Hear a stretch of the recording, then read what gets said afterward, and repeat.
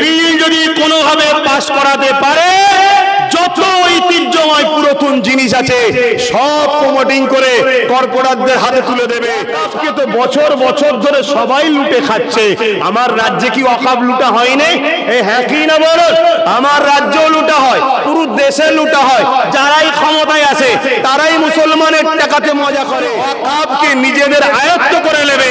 এক মসজিদ তো গেছে, সব কটাকে বিরান করে দেবে, প্রমোটিং হয়ে যাবে, বিক্রি হয়ে যাবে। আমি আগে বলেছিলাম 4-5 বছর ধরে ওয়াকফ নিয়ে আমি আন্দোলন করছি। সবাই লোটে, সবাই লোটে, সবাই, কিন্তু উচিত কারো লুটা উচিত নয়। আমাদের সম্পদ আমাদেরকে ফিরিয়ে দেওয়া দরকার।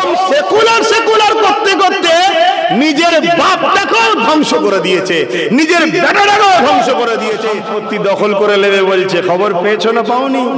খবর পেয়েছো না পাওনি? কেন্দ্র সরকার একটা আইন তৈরি করতে চাইছে। ওয়াকফ হলো আল্লাহর সম্পদ, অর্থাৎ মানুষ আল্লাহর জন্য উৎসর্গ করে, আল্লাহর রাহে দান করে। এ মজলিস তো আল্লাহর জন্য, অতএব এ বিষয়ে আলোচনার দরকার আছে না নাই? জোরে বলেন আছে না নাই? অতএব মনে রাখবেন, কেন্দ্রের সরকার আজ একটা বিল পাস করার চেষ্টা করছে। হ্যাঁ, স্থগিত রাখা আছে, তার জন্য একটা ভোটাভুটি সিস্টেম করেছে। যদি ভোটাভুটিতে মানুষ চায় যে এ বিল চাই না আমরা, তাহলে সেটা রদ হয়ে যাবে। কিন্তু মনে রাখবেন, যাদের একবার খসলো কোনো জিনিসকে লুটার, এই লোককে কিন্তু রুকা বড় মুশকিল।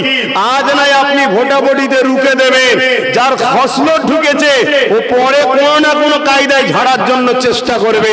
ওয়াকফ এটা হলো মুসলমানদের পরিচয়, মুসলমানদের নিশানি, মুসলমানদের পেহচান। কেন ওয়াকফের উপরে হাত দিতে যাচ্ছে? খুব ভালো করে শুনুন। ওয়াকফকে তো বছর বছর ধরে সবাই লুটে খাচ্ছে। আমার রাজ্যে কি ওয়াকফ লুটা হয়নি? হ্যাঁ কি না বলো? আমার রাজ্যেও লুটা হয়, পুরো দেশে লুটা হয়। যারাই ক্ষমতায় আছে তারাই মুসলমানের টাকাতে মজা করে, আর আমাদেরকে সামান্য কিছু ভিক্ষা দেয়। আমরা ওই ভিক্ষা পেয়েই বড় খুশি, বড় বাহবা দিতে থাকি। এই তো খুব ভালো, খুব ভালো। লোটে সবাই, লোটে সবাই, লোটে সবাই, কিন্তু উচিত কারো লুটা উচিত নয়। আমাদের সম্পদ আমাদেরকে ফিরিয়ে দেওয়া দরকার।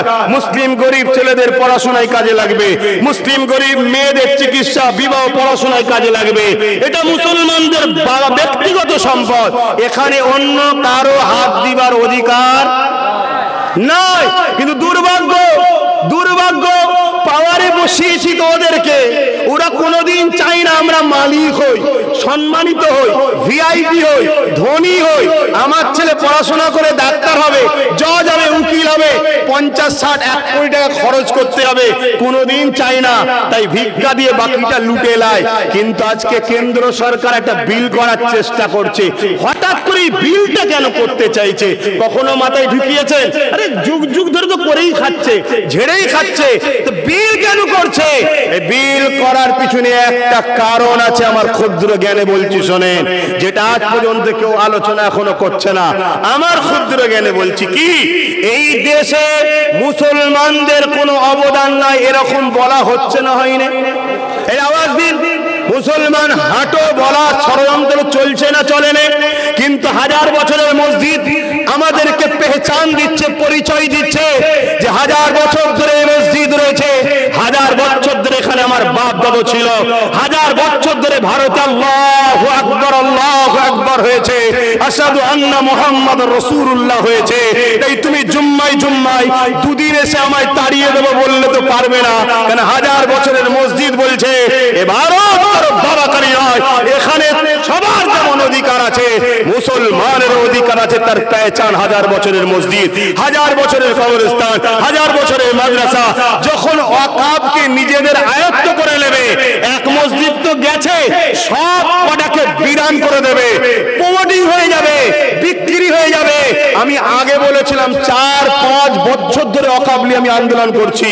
আমি অনেক জায়গায় বলেছিলাম খুব শিগগিরই দিন আসছে, তোমরা দিশেহারা হয়ে যাবে, সব হাত থেকে ফসকে যাবে, মসজিদে ঢুকবে, তোমাদেরকে রুখতে দেওয়া হবে না, লাঠিলে পিটবে, AK-47 দিয়ে তোমাদেরকে তাড়িয়ে দেওয়া হবে। আমি বলেছিলাম আসো, 4-5 বছর আগে থেকে বলছি, আজকে তার বাস্তব তোমরা দেখতে পাচ্ছ। অহংকার নয়, আল্লাহ বলাচ্ছে তাই বলছি। আজকেও বলে যায়, এই বিল যদি কোনোভাবে পাস করাতে পারে, যত ঐতিহ্যময় পুরাতন জিনিস আছে সব প্রমোটিং করে কর্পোরেটদের হাতে তুলে দেবে, সব বন্ধ করে দেবে, দিয়ে আমাদেরকে বলবে যে তোমাদের তো জুম্মাই জুম্মাই এক সপ্তাহ গজিয়েছো, হাঁটো আর না হয় গোলাম হয়ে থাকো। এটাই হলো এদের মূল লক্ষ্য। এ কথা বুঝছেন না, বোঝেন না? এবারে কি হবে বন্ধু বলেন, আব্বা জানেরা কি হবে বলেন? জলসায় চিল্লে কি হবে? যেখানে বিল পাস হচ্ছে ওখানে আমাদের কই? হ্যাঁ, বিল ছিঁড়ার লোক কই? একটা দুটো আছে তো, বাকি সব তো বাবা সেকুলার। এ কম সেকুলার সেকুলার করতে করতে নিজের বাপটাকেও ধ্বংস করে দিয়েছে, নিজের বেটাটাকেও ধ্বংস করে দিয়েছে।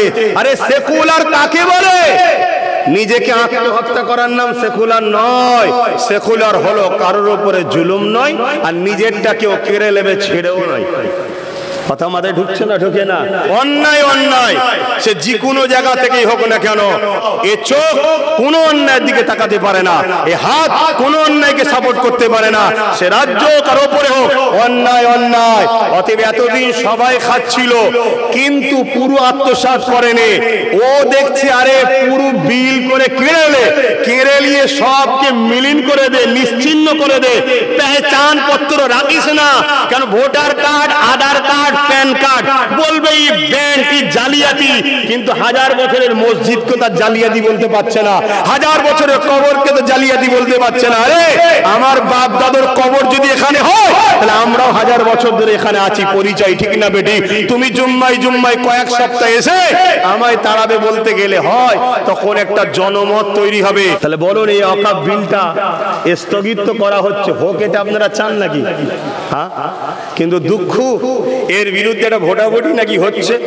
আমি আমার ক্ষমতা মতো যতটুকু পেরেছি করেছি। কথা বুঝে আসছে? কেন আমি এতটুকু বুঝি, এক গিলাস খাক আর এক পুকুর খাক, আমার ছেলের হক তুমি খাবে কেন? কথা বুঝছেন না, বোঝেন না? তারপরেও কিন্তু পশ্চিম বাংলা বড় পিছিয়ে ভোটাভুটিতে।